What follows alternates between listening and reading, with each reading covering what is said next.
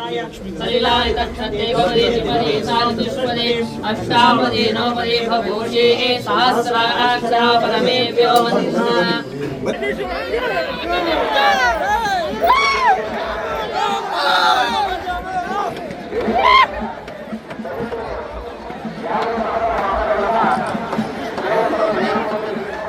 ಪ್ರಿಯ ವೀಕ್ಷಕರೇ, ನಂದಿಯ ಶ್ರೀ ಭೋಗನಂದೀಶ್ವರನಿಗೂ ಶಾಸಕ ಪ್ರದೀಪ್ ಈಶ್ವರ್ ಅವರಿಗೂ ಏನೋ ಒಂಥರ ಅವಿನಾಭಾವ ನಂಟಿದೆ.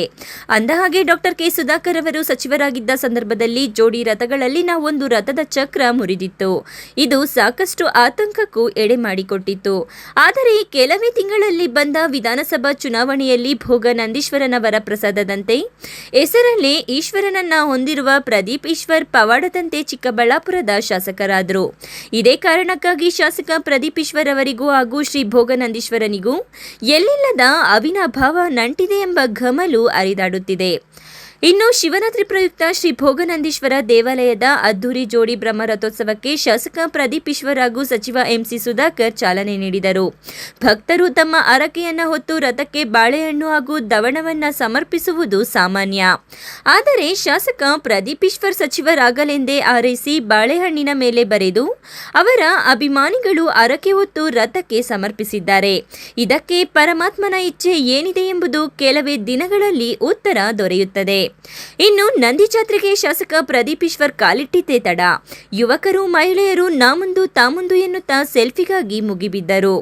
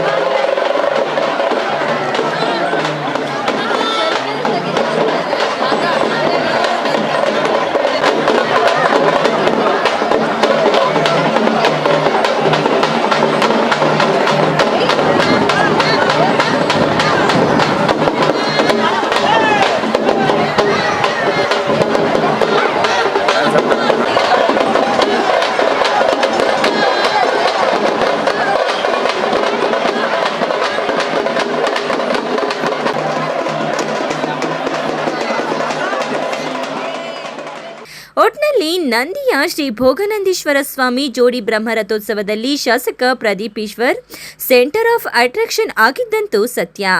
Lakshminarayan, MM TV news bureau, Chikkaballapur.